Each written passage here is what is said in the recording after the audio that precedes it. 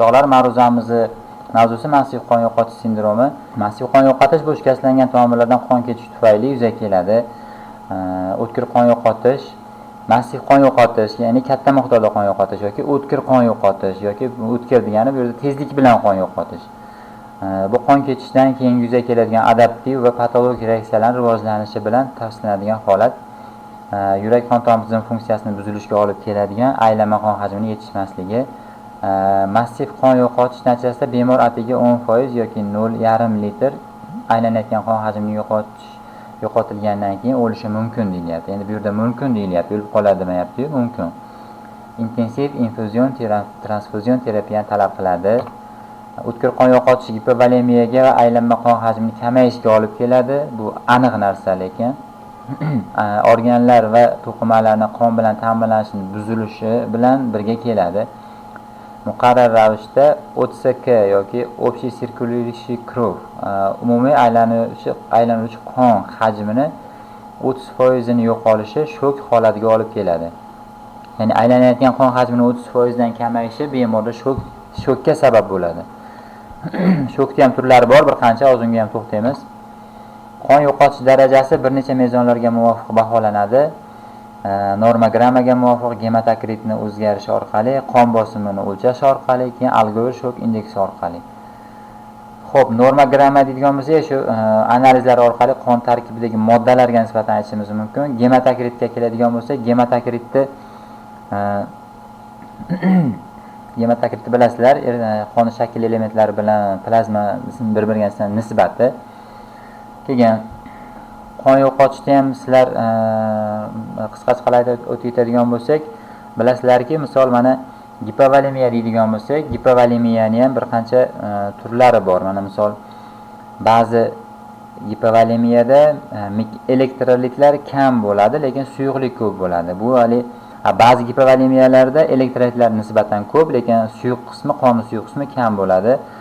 Yoki ba'zi gipovolemiyalarda elektrolitlar ham, qonning suyuq qismi ham birgalikda kamayadi. Gipovolemiya turlarida gematokritda ham o'sha gematokrit o'zgarishini ham shu gipovolemiya ma'lum turlariga nisbatan ko'rishimiz mumkin. Qon bosimini o'lchash bilan deganda bu eng oson, eng juda ham tezlik bilan imkoni bor bu qon bosimi orqali o'lchashdi. Ya'ni qon bosimi tushadigan bo'lsa, bemorda o'sha umumiy aylanib yuruvchi qon hajmi kamaygan bo'ladi. Ba'zi ayollarimizda, endi sizlar yo'lagidan chiqqan bo'lsa kerak, ayniqsa homiladorlarda, ko'p ayol kishilarda qon bosimi past bo'ladi, past yuradi. Mana misol normada 120-70, 120-80 bo'ladigan bo'lsa, ba'zi amaliyotimizda shunaqa ayollar uchrab qoladiki, ayniqsa poliklinika sharoitida uchragan. Menda shunaqa o'zi 80 ga 50 yuradi deydi, yo menda shunaqa 90 ga 60 yuradi deydi, shunaqa past yuraman deydi. Past yurishning ham sababi bor. Yoki qoni kam, yoki harakat kam, yoki yemish kam. O'sha qonni ko'tarib bergani yetarli darajada shu moddalar yetishmayotgan bo'ladi. Yemishni ko'tarish kerak, qonni ko'tarish kerak, harakatni aktivlashtirish kerak. Algover shok indeksi orqali ham aniqlash mumkin ma'lum darajada. Mana misol algover shok indeksini sizlarga bilasizlarmi yo'qmi, bilsangiz kerak. Mana misol puls sonini sistolik bosimga bo'lganimizda kelib chiqadigan indeks 0,8 gacha norma hisoblanadi. 0,8 dan oshadigan bo'lsa, shu shok boshlanganligi belgisi bo'ladi. Shokni ham bilasizlar, biz mana misol ko'p joylarda shok deganimizda og'ir darajadagi shok nazarda tutiladi, lekin ba'zi manbalarda yoziladiki, shokda ham darajalar bor. Ba'zi joylarda 3 ta, ba'zi joylarda 4 ta darajasi bor deb yoziladi. Mana misol yengil darajada shokda to'satdan bir qanaqadir bir xabar eshitgan paytda ham bemor yengil darajada shokka tushishi mumkin. Lekin u shokka tushgandan keyin har doim ham o'sha shok og'ir darajada belgilari kuzatilmaydi. Organizm kompensatsiya hisobiga Xudoning qudrati bilan yana o'zini tiklab olishi mumkin. Ya'ni misol puls bexosdan bir to'satdan xabar eshitgan, har xil xabar eshitgan paytda puls ko'tarilib ketishi mumkin, yurak tez yurib ketishi mumkin. Bu ham yengil darajadagi shokning belgisi. Algover shok indeksini bilasizlar o'rtoqlar, ko'pchilik o'tgan yil talabalarimiz shuncha gapirsak ham oxirida bilib aytib berisha olmaganlar ko'p bo'ldi. Ya'ni puls sonini sistolik bosimni raqamiga bo'lish orqali shok indeksi kelib chiqadi. 0,8 dan oshishi shok belgisi bo'ladi katta ehtimol bilan. Gemotakritni o'zgarishi orqali o'lchash deganda ushbu usul juda aniq va sodda, ammo afsuski qon ketishdan atigi 6-8 soat o'tgach qon yo'qotish hisoblash imkonini beradi. Ya'ni gemotakrit o'lchash orqali. Qon bosimini o'lchash orqali aylanib yuruvchi qon hajmini 10-15% yo'qolishi qon bosimini pasayishiga olib kelmaydi. Ya'ni aylanayotgan qon hajmi 10-15% kamayadigan bo'lsa, qon bosimi pasaymas ekan va ortostatik test paytida o'zgarmaydi, deyapti. Tananing gorizontal va vertikal holatda bosimni o'lchash. Ortostatik test degani o'rtoqlar, ortostatik test. Misol bemorni tika turgan holatda o'lchaysizlar, yotgan holatda o'lchaysizlar. Normada juda katta o'zgarish bo'lmasligi kerak. Aylanib yuruvchi qon hajmi kam bo'ladigan bo'lsa, bemorda darrov bilinadi. Ortostatik test o'tkazadigan bo'lsak, ya'ni tika turganda davinasi norma chiqsa, yotgan paytda davina tushishi mumkin. Mana shu ortostatik test deyiladi. Katta qon yo'qotish bilan qisman kompensatsiya davri qon bosimi o'rtacha darajada kamayadi va ortostatik test qon bosimini qo'shimcha pasayishiga olib keladi. Agar shu bemorda aylanib yuruvchi qon hajmi bu demak chiqyapti 15% dan ko'p bo'ladigan bo'lsa, ortostatik test musbat bo'lishi mumkin. Ya'ni shu bemorda haqiqatan tikka turganda va yotganda qon bosimida farq bo'lishi mumkin. Agar qon bosimi 80 mm simov ustidan past bo'lsa, ortostatik test o'tkazilmaydi, chunki aytgancha mana o'rtoqlar, qon bosimi 80 mm simov ustidan past bo'ladigan bo'lsa, sistolik qon bosimi. Biz bemorni o'rnidan turg'izib turib o'lchaydigan bo'lsak, yana ham qon bosimi tushib ketib qolib, bemorni hushidan ketishiga sabab bo'lib qolishi mumkin. Bemor vaziyatni og'irlashtirib qo'yishimiz mumkin. Unaqa paytda ortostatik test o'lchanmaydi, o'z-o'zidan ma'lum qon past chiqayotgan bo'ladi. Qon bosimi. Algovir shok indeksini o'rtoqlar slaydda ham bor ekan. Mana yozdik, mana частота сердечного сокращения, ya'ni yurakda qisqarishlar sonini daqiqadagi sistolik arterial davleniyaga bo'lamiz. Qon yo'qotish bo'lmasa, shok indeksi 0.5 ni tashkil qilish kerak. Shok indeksi 1 ga oshishi 30% aylanib yuruvchi qon hajmining yetishmovchiligiga to'g'ri keladi. 1.5 ga oshishi 50% aylanib yuruvchi qon hajmining yetishmasligiga olib keladi. Bu 100% lik ko'rsatkich deya olmaymiz, lekin ko'p holatlarda katta ehtimol bilan to'g'ri chiqib qolishi mumkin.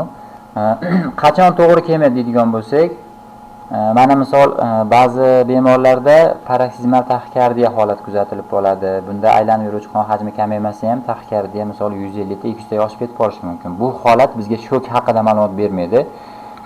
Har doim ham puls oshishi shok bo'lmasligi mumkin, lekin ko'p holatlarda shok ehtimoli yuqori bo'ladi. Keyin mana misol ba'zi o'sha boshda aytib o'tgan nimalarim ba'zi ayollarda misol uchun aytdim-ku, taxikardiya bilan yuradi. Shularda ham misol yengil darajada shok bo'layotgan bo'lishi mumkin. Ya'niki misol aylanib yuruvchi qon hajmi kam yoki harakat kam yoki shu yetarli miqdorda oziq modda, vitaminlar yetishmayapti. Shu hisobiga mana misol elektrolitlar yetishmayotgan hisobiga ham qon aylanish taxikardiya hisobiga kompensatsiya qilib yurgan bo'ladi organizm o'zini o'zi. Har qalay shu normadagi daqiqadagi puls sonidan oshmasligi kerak normada.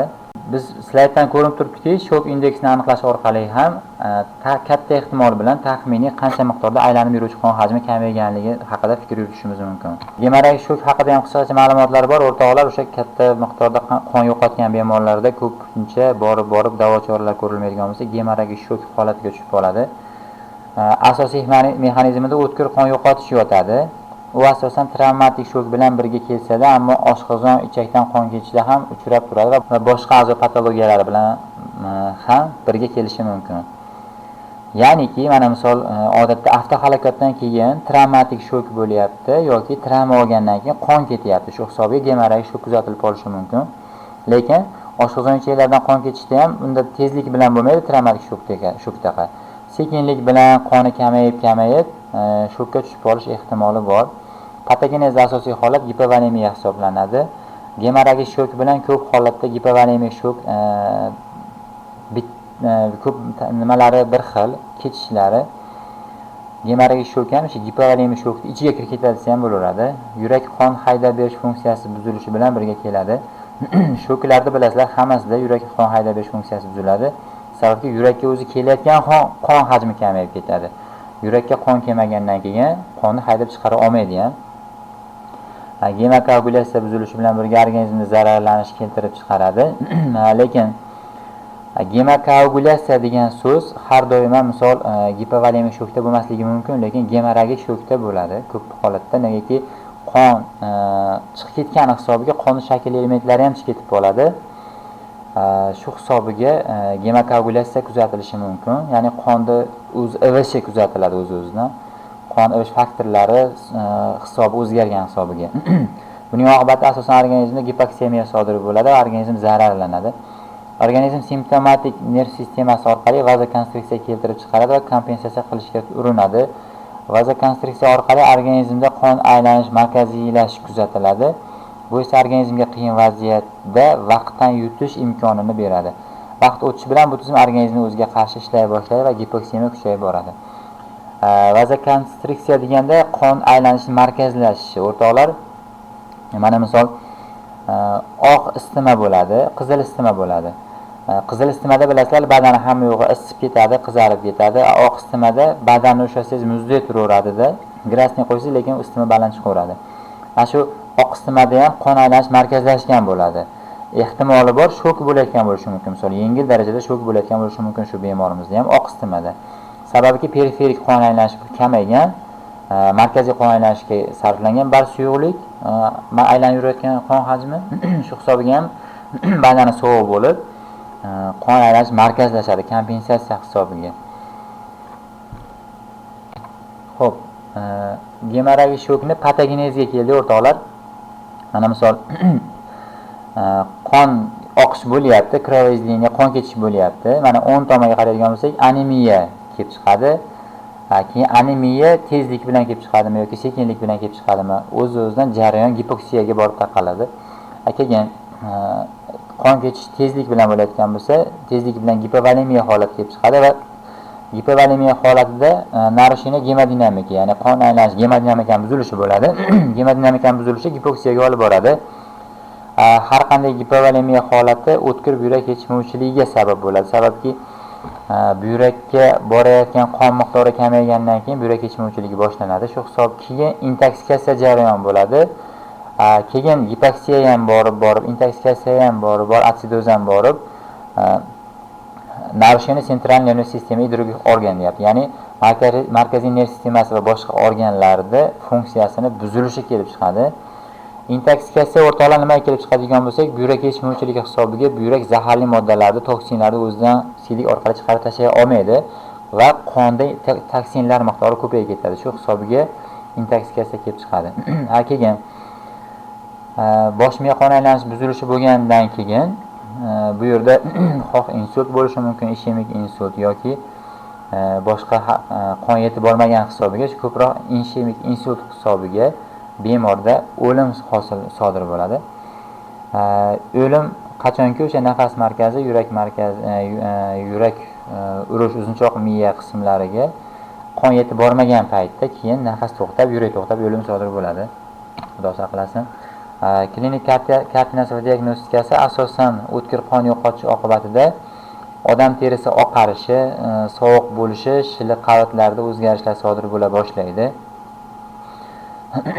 Ya'ni ko'ryapsizlarmi, bu yerda bu klinika faqat gemoragik shokda emas, qon aylanish markazlashganda ham o'zi bu belgilar bo'ladi. Mana terisi oqarishi, ya'ni oq isitmada bo'ladi, ko'proq aytib o'tdik.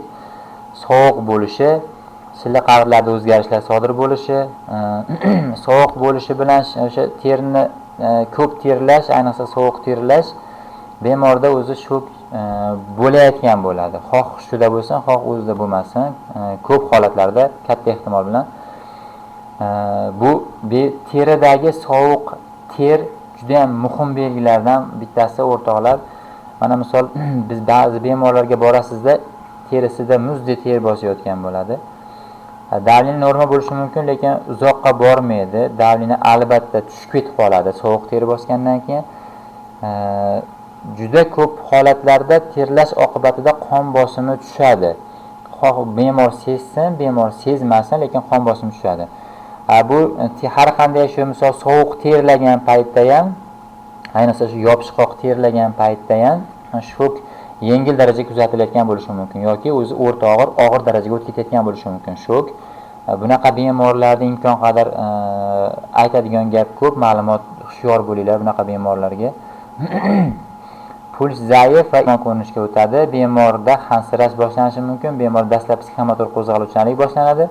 Keyinchalik esa bemorda atrof muhitga reaksiya zaiflashib boshlaydi, uyquchan bo'lib qoladi.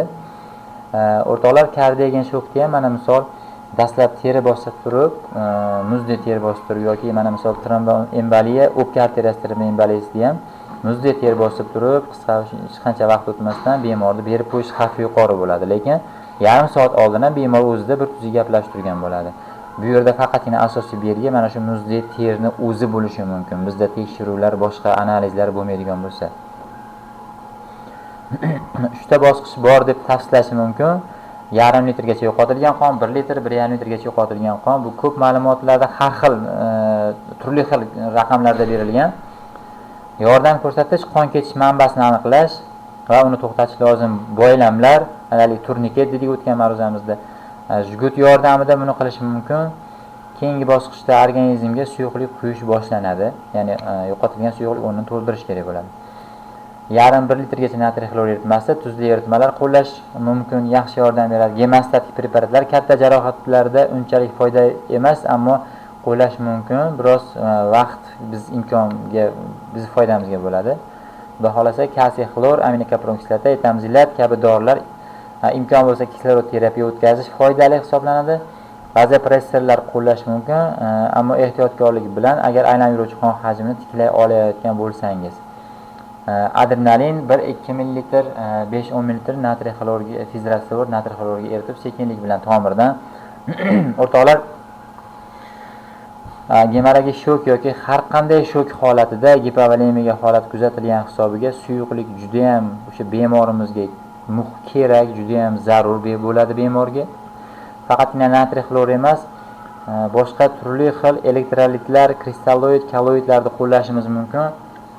Mana misol bizda borlari resabilaklarmi, ringerlarmi, mana natriy xlorda o'zimi, suyuqlik kerak, tarkibi bir xil bo'lsa, shu elektrolitlar bo'lsa bo'ldi, suyuqlik quyilgani foyda bemorga.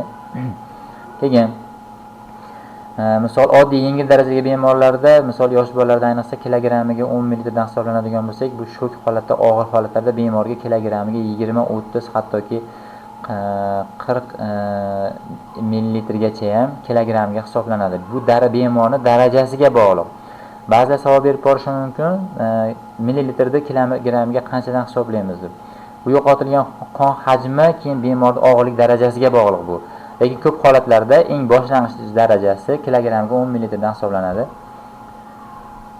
Keyin gemostatik preparatlarni aytib o'tdik, mana o'sha etamzilatimiz bor, ditsinom bor, keyin tranexia kislota deyiladi, tranexalar bor, keyin aminokapron kislotasi bor, o'sha kapinisiya holatda qilingani. Kalsiy xloram bilasizlarimiz qon o'sishda o'zining vazifasi bor, yoki kalsiy glukonat, etamzilat bilan ditsinom bitanasi imkon bo'lsa kislorod terapiyada bekorga yozilmagan. Bemorda o'zi qon aylanish kamaygan hisobiga to'qim, ayniqsa bosh miyaga nishon olganlar kislorod yetishmayotgan bo'ladi. Kislorod terapiya ham juda ham muhim ma'lumotlardan bittasi. O'rtoqlar, agar kitoblar tiklaydigan bo'lsak, ma'lumotlar juda ham ko'p. Imkon qadar eng muhimlari keltirilgan bu yerda. Boshqa bir qancha dorilarni ham aytishimiz mumkin, qo'llasa bo'ladimi deb, lekin ulardan ko'ra asosiy standart bo'yicha birinchi yordam kerak bo'ladigan shular. Misol boshqa qolgan dorilarni misol kitobda ko'rsangiz, bemorda hayot saqlanmasligi mumkin, lekin mana shu dorilar sabab bemor hayot saqlanib qolishi mumkin. Vazopressorlar deyilganda o'rtoqlar, misol yengil darajada kofeindan tortib mezatongacha qilinishimiz mumkin. Mezaton ham shu vazopressor xususiyati bor, yoki adrenalin, noradrenalinlarda ham vazopressor xususiyatlari juda ham kuchli.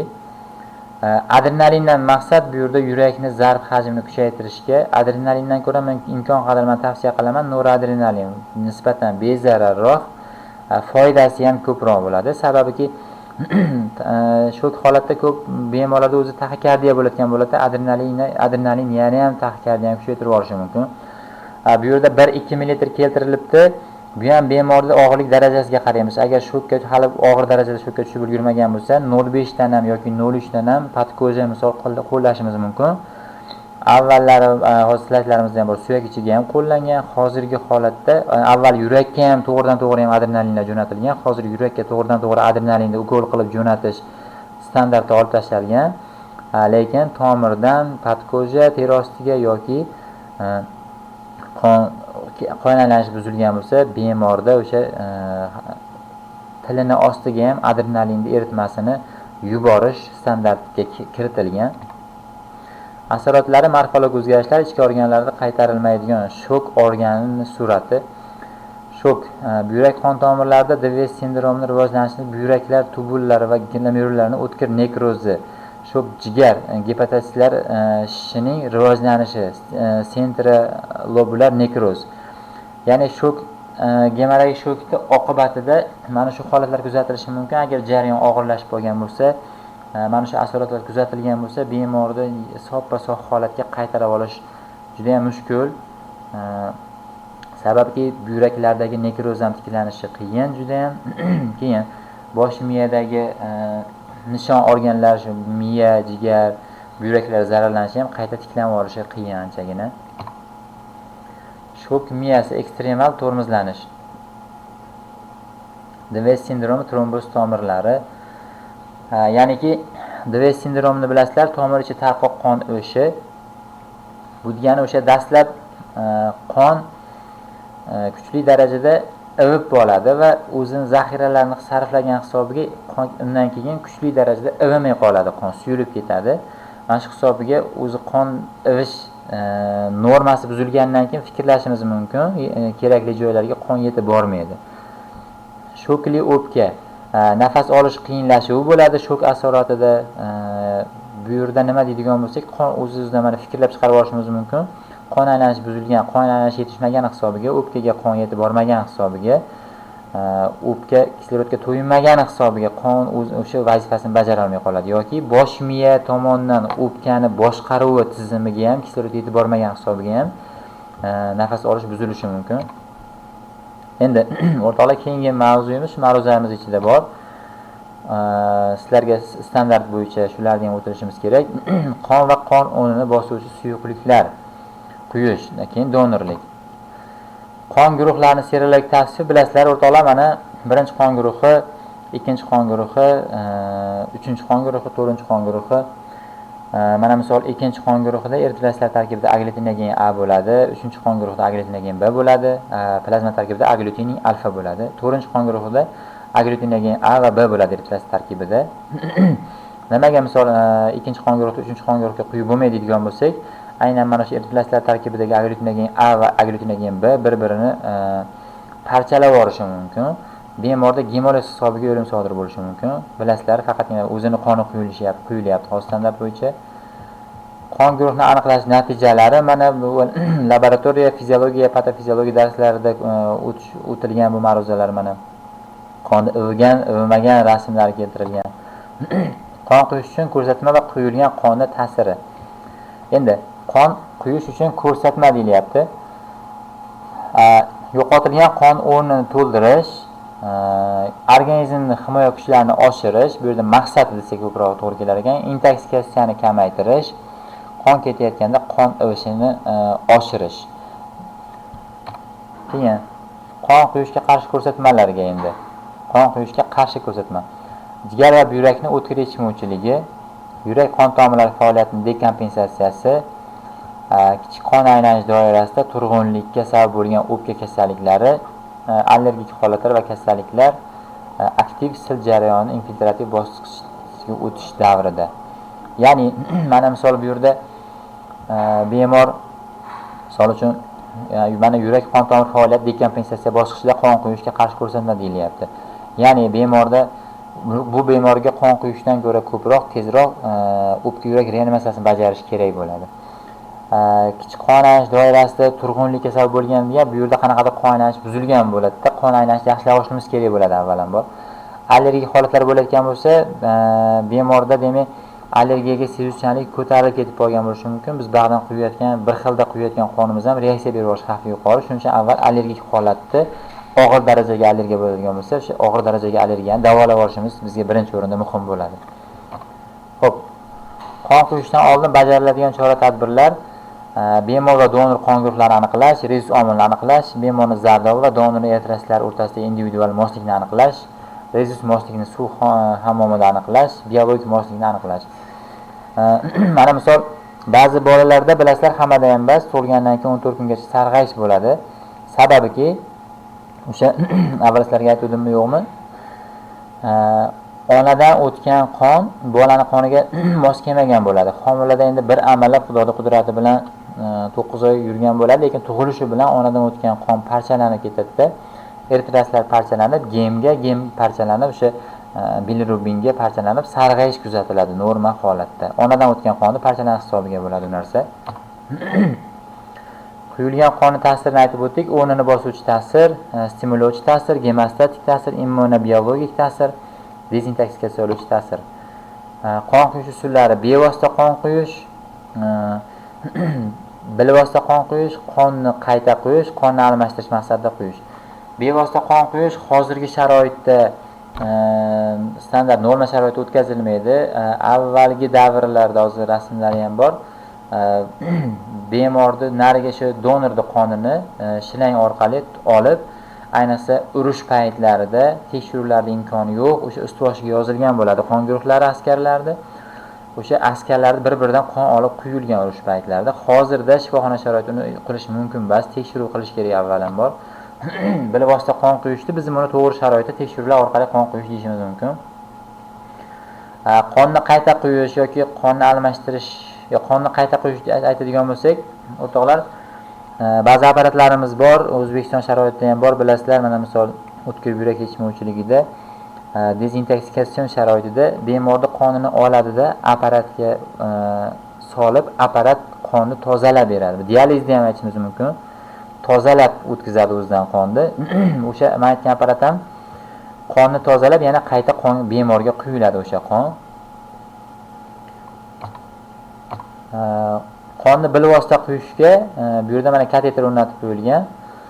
Tekshiruvlar orqali sinovdan o'tgan, mos bo'lgan, to'g'ri guruhlari to'g'ri bo'lgan qonni quyish mumkin. Bilvosita qonni vena ichiga quyish, mana jekku hozirgi sharoitda bunaqangi funksiya qilib ochib turib quyilmaydi. Tomirga, markaziy venaga ulab qo'yib qon quyilaveradi. Arteriya ichiga quyish rasmi keltirilgan albatta bemorga. Suyak ichiga quyish, hozir bu holat juda ham kam, yo'q hisob. Suyak ichiga qon quyish. Qon quyish jarayonida quyidagilarga e'tibor berish kerak. Bemorning klinik holatini qat'iy nazorat qilish. Agarda bemor narkoz ostida bo'lsa, terisini holatiga, nafas olish va gemodinamik ko'rsatkichlarga e'tibor qilish kerak. Ya'ni juda ehtiyot bo'lish kerak. Hattoki qon guruhlari bir xilda bo'lgan taqdirda ham qon quyish oqibatida tanasiga gemoragik, urtikar, har xil toshmalar toshib, allergiya bergan holatlar bo'lib turadi ora-orada. Qon quyish asoratlari mos bo'lmagan qonni adashgan holda quyish bo'lishi mumkin. Sifatli tayyorlamagan yoki talabga javob bermaydigan sharoitda saqlangan qonni quyish natijasida bo'lishi mumkin asorat. Qon quyish texnikasidagi xatoliklar oqibatida ham shu asoratlar bo'lishi mumkin. Va shu resipient holatiga to'g'ri baho bermaganlik, kelgan yuqumli kasalliklar orttirish, bu endi asoratlari, misol gepatit, malyariya, xudo saqlasin, sifilis, sepsis, spid, pirogen reaksiyalari bo'lishi mumkin. Asoratlarga allergik reaksiyalar hozir aytib o'tdim, gemotransfuzion, shok, qon komponentlari va preparatlari, ya'ni qonni o'rnini bosuvchi komponentlar, preparatlar. Tabiiy zardob, quruq zardob, antigemofil zardob, anti-stafilokokk zardob, yashil tayoqchaga qarshi zardob. Eritrotsitlar massa, lekin hozirgi holatda imkoni bor, ya'ni masalan sharoitlarda yuvilgan eritrotsitlar, muzlatilgan eritrotsitlar, eritrotsitlar suspenziyasi, leykositar massa bor, trombositar massa bor. Eritrotsitlar massada o'sha ortiqcha o'ta darajada qon kamayib ketgan bemorlarga qo'llaniladi. Trombositar massa shu trombositar penik purpura, shunga o'xshash trombositar soni kamaygan bemorlarda qo'llash mumkin. Qon o'rnini bosuvchi suyuqliklarga kristalloidlar kiradi, kolloidlar kiradi, bilasizlar. Men kristalloidlarga natriy xlor izotonik eritmasi, ringer, laktat, laktasol, disol bor, trisol bor. Hozir aptekalarimiz ham bor, ringi o'sha reaksiya bilaklarimiz bor. Mana rosa yaxshi narsa, Xudoning qudrati bilan. Shu asli shu-ku bemorlarga qo'llaniladigan kapinissa. Infuzion terapiyani o'rtoqlar bitta narsa hisobga qo'yish kerak. O'pkasida yallanishlar, pnevmoniyalar bor bemorlarda infuzion terapiyaga hushyor bo'lasizlar. O'pkada suyuqlik to'planishi kuchayib ketib qolishi mumkin jarayon. Gemodinamik ta'sirga ega suyuqliklar poliglükin, reopoliglükin, jelatinol, polivinol, dezintoksikatsiya ta'siriga ega suyuqliklar gemodez, polidez, nekompensant, periston, parenteral oziqlantirish uchun mo'ljallangan suyuqliklar gidrolizin, aminopeptin, aminozol, infuzol hozir o'zimiz davlat nimalarida ham bor, idoralarda ham. Bular tarkibi aminokislotalar asosan. Keyin endi xo'p. O'rtoqlar, hozir bir rasmga qaytamizda. Endi qon ivish masalasida ko'proq yondashamiz. Rasmda keltirilgan o'rtoqlar mana koagulyatsionni gemostoz, plazma faktorlari, qon ivishda qatnashadigan plazma faktorlari mana 15 ta. 14-15-sinchisi podvoпрос, ya'ni so'roq ostida, ba'zilar yo'q ham deyilgan joylari ham bor, ba'zi ma'lumotlar keltirilmaydi. Endi gemostaz sistemasi komponentlariga kiradi. Qon ivish sistemasi, ivishga qarshi sistema, fibrinolitik sistema. Endi bu yerga e'tiborliroq bo'lasizlar, o'rtoqlar.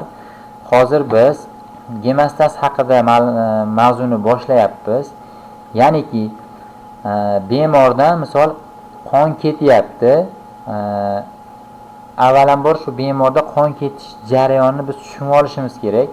Nima sababdan qon ketyapti yoki shu ketayotgan sababini davosi, eng yaxshi davosi nima?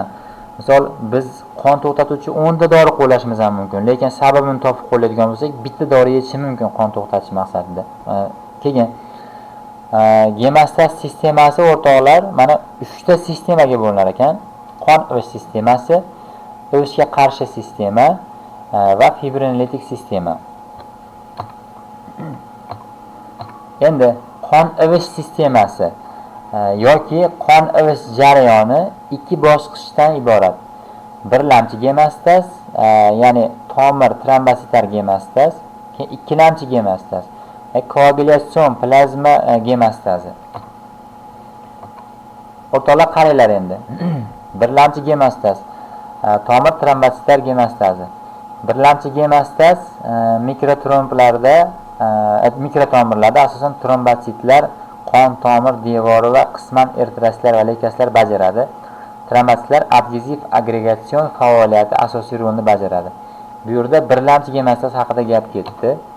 Qon tomir devori jarohatlanganda trombositlar adgeziya stimulyatori subendotelidagi kollagen bilan ta'sirlashadi, bo'kadi, o'sishlar hosil qiladi va yopishadi, adgeziya bo'ladi. Endi ikkilamchi plazma gemostazi tomir jarohatlanganda trombositlar omillar bilan birga plazma omillari ham aktivlanadi. Plazma gemostazi shartli ravishda quyidagilar yo'nalishlarga boradi. Ichki gemostaz, ya'ni biz gemostaz bo'lib oldik. Birlamchi gemostaz, ikkilamchi gemostaz. Birlamchiga trombositlar soni, ikkilamchiga plazma faktorlari.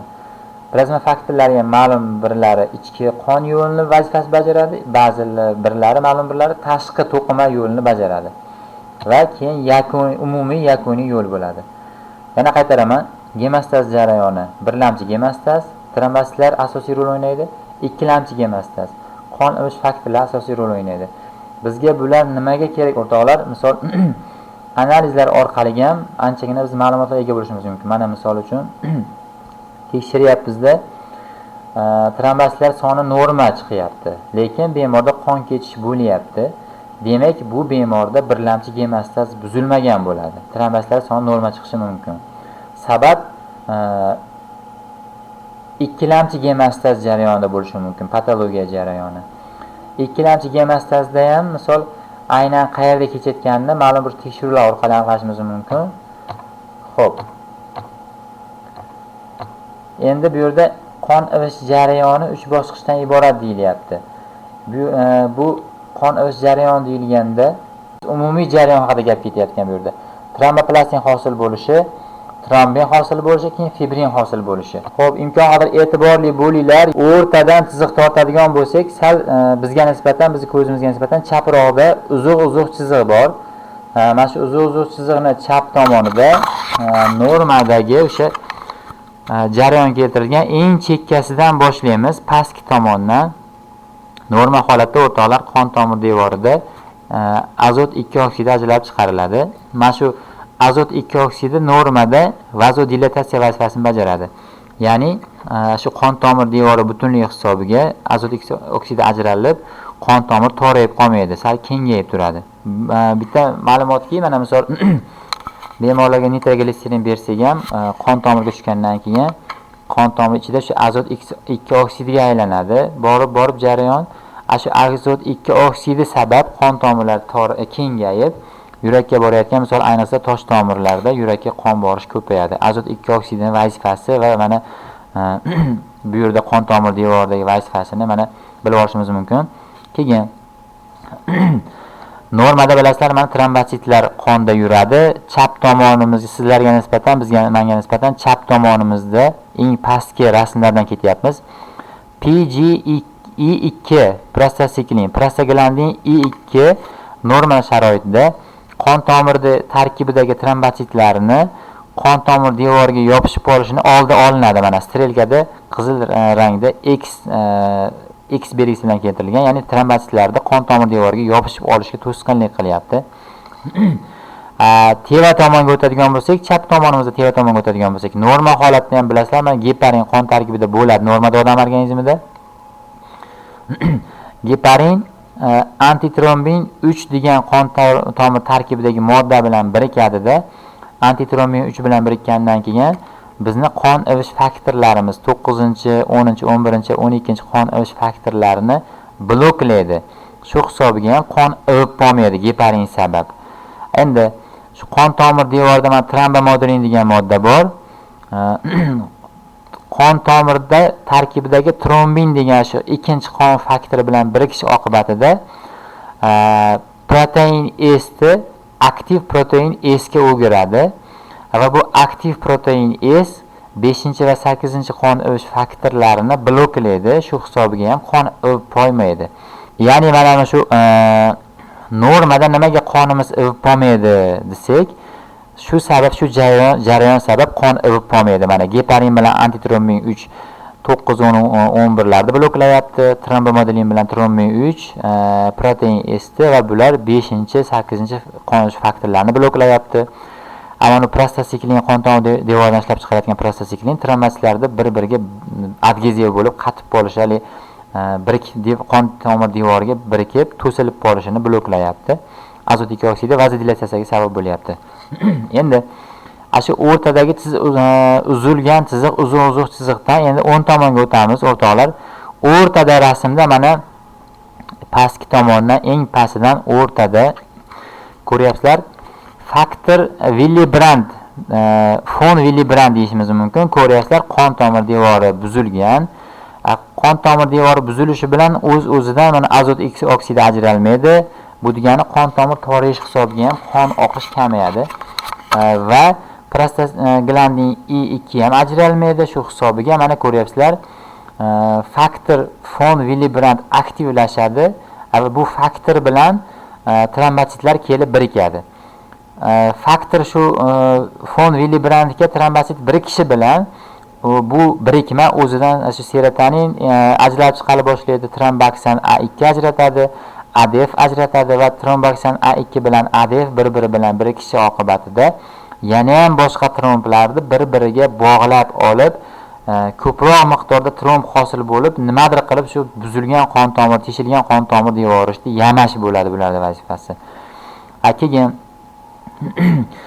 shu qon tomir devori buzilgan joyda ham endotelin ajralib chiqariladi. Buni o'sha faktor fon Willebrandga birikkan trombositlar ham serotonin bilan birikib, endotelin bilan birikish hisobiga ham yana qo'shimcha to'qima faktorlarni aktivlashga impuls ketadi. Endi bu faktor fon Willebrand bu jarayon ko'ryapsizlar, qon tomir devori zararlangandan keyin qon to'xtash, qonni to'xtatib olish, bir amallab qon to'xtatib olish mana qizilda keltirildi. Mana shu jarayon birlamchi gemostaz deyiladi. Ya'ni sizlarga aytib o'tdim boshida, gemostaz jarayoni ikkiga bo'linadi, birlamchi va ikkilamchi. Birlamchi gemostaz deb mana ko'ryapsizlar, trombositlar hisobiga bo'layotgan jarayon, qon to'xtash jarayoni birlamchi gemostaz deyiladi. Endi ikkilamchi gemostazga to'g'risi trombositlarda salkam aloqasi yo'q ham deyishimiz mumkin. Mana rasmda keltirilgan qorada tumalaq qolib qo'yilgan joy ikkilamchi gemostaz deyiladi.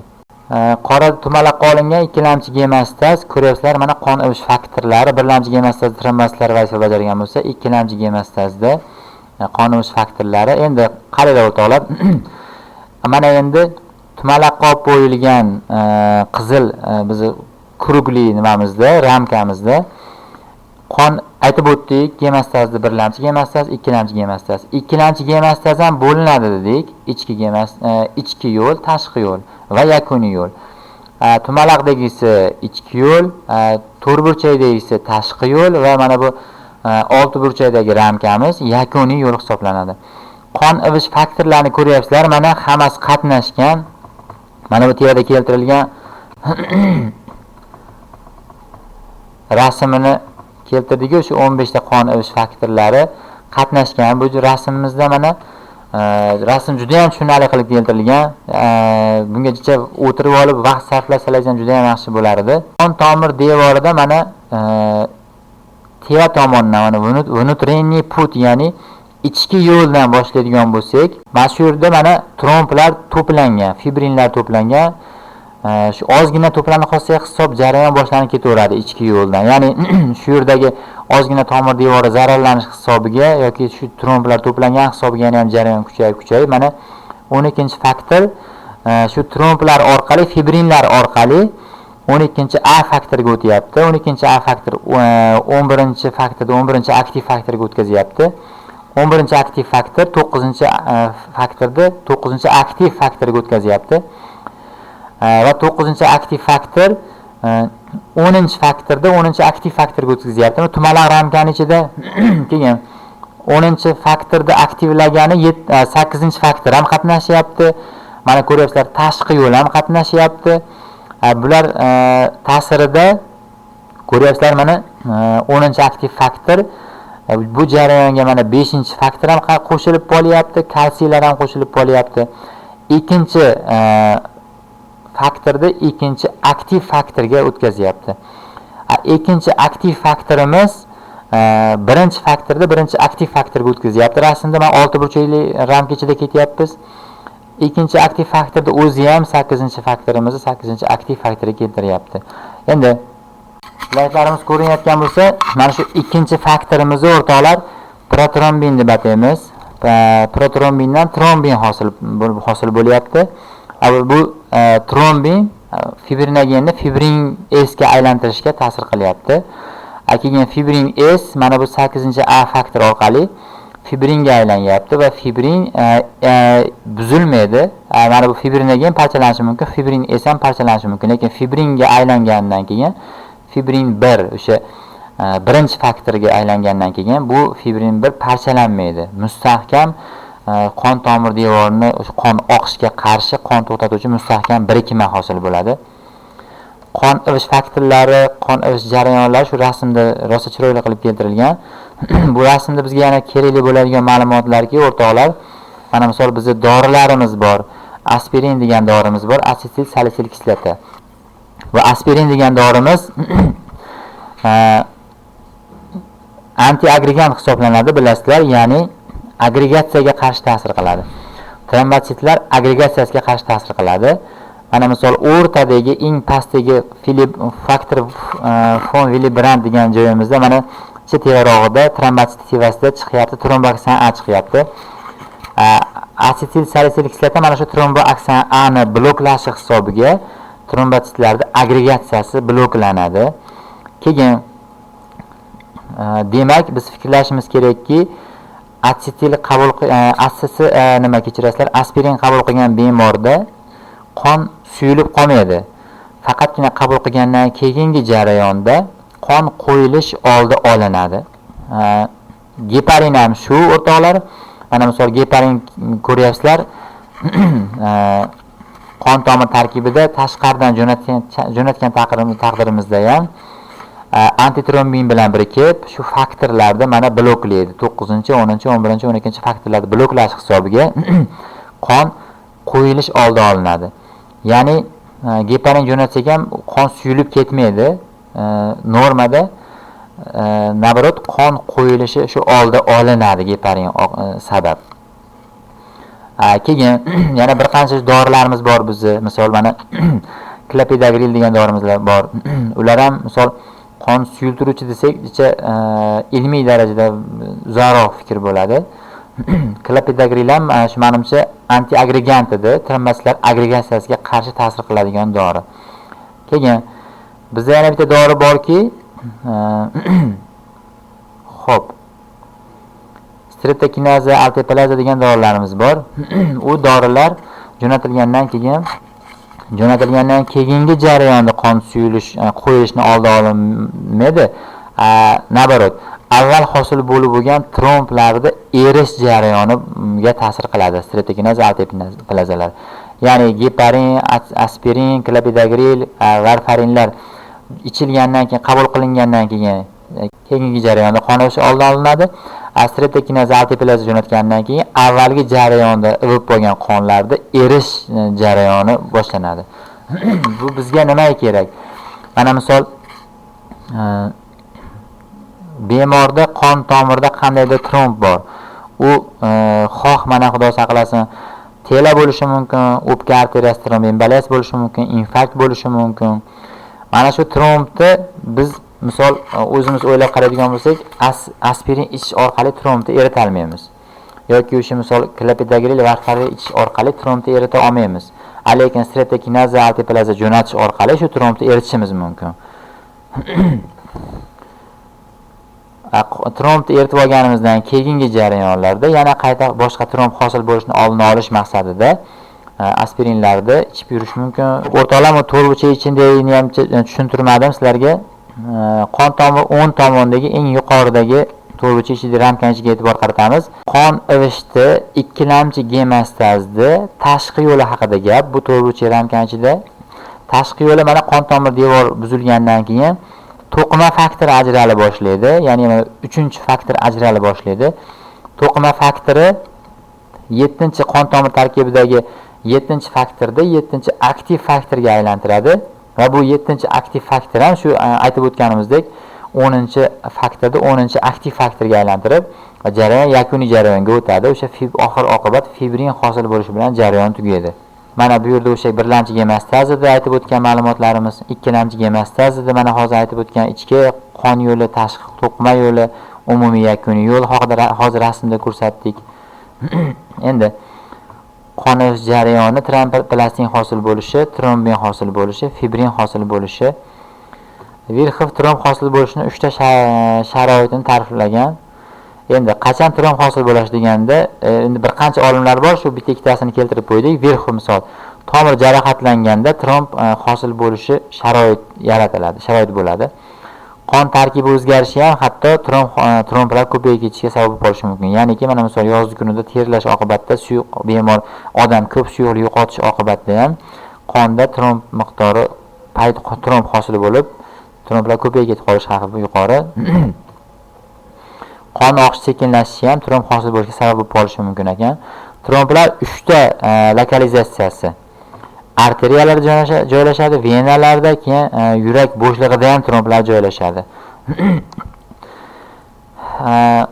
Yurak bo'shlig'ida joylashgan tromblarni ham ekokardiografiya orqali ma'lum darajada payqash mumkin. Qon qo'yilib qolganda ayniqsa Doppler orqali ham bu arteriyalarda, venalarda joylashgan tromblarni farqlab olishimiz mumkin.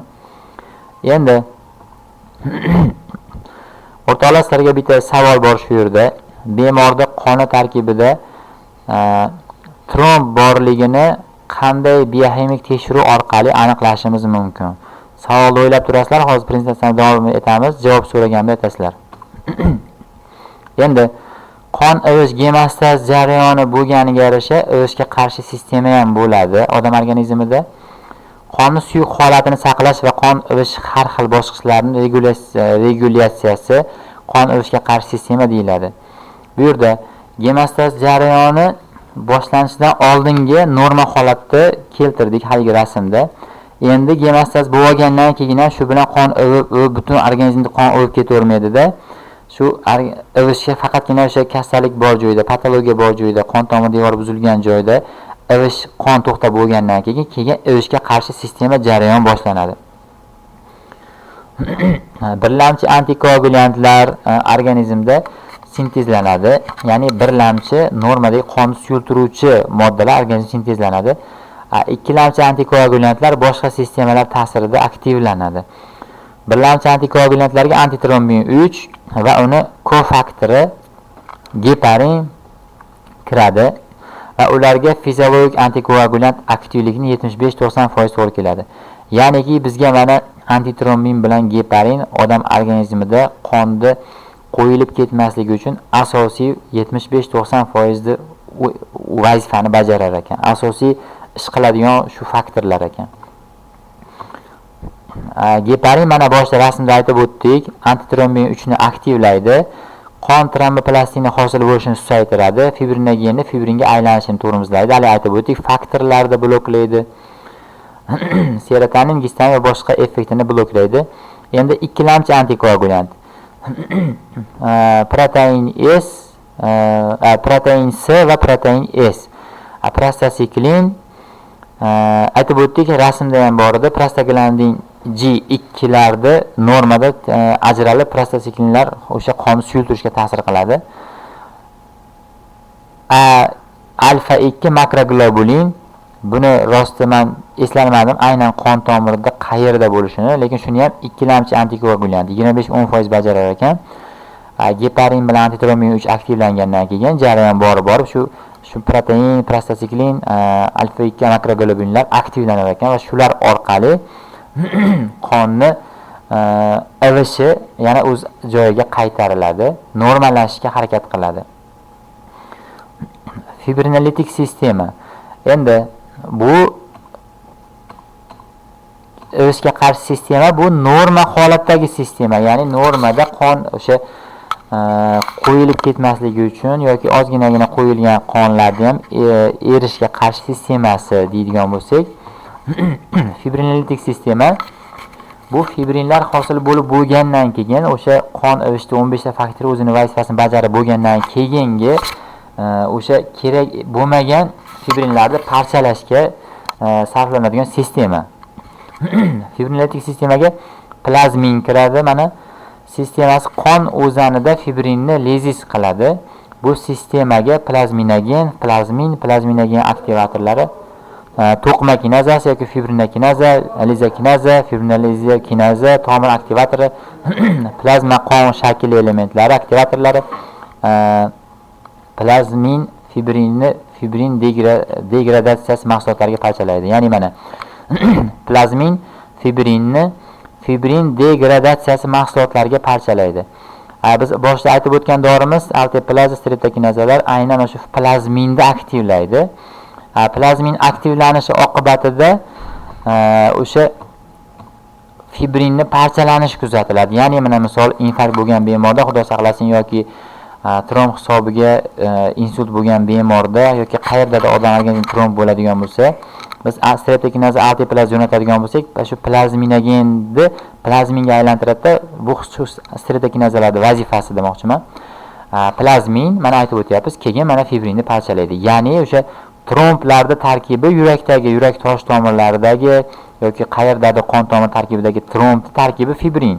Mana shu fibrinni parchalashga plazmin ta'sir qiladi. Va plazminni ta'sir qilishi uchun bizga o'sha streptokinaza, alteplazalar kerak bo'ladi. Aspirin, varfarin, clopidogrel o'sha aytib o'tgan dorilarimiz qonni trombni erita olmaydi. Fibrinoliz ingibitorlar sistemasi ham bor organizmda. Fibrinlar parchalanib bo'lgandan keyin oxirida fibrinoliz ingibitorlar sistemasi ishga tushadi. Bu sistemaga antiplazminlar, ya'ni qonda plazmin ko'payib ketadigan bo'lsa, antiplazminlar o'zini ishini boshlaydi. Ya'ni butun organizmdagi shu tromboz normada bo'lmasligi kerak-ku. Ozgina misol qon tomir devori qon tomir devori teshilishi oqibatida ham ko'p miqdorda qon ketib qolmasin deb antiplazminlar ham faollashishni boshlaydi.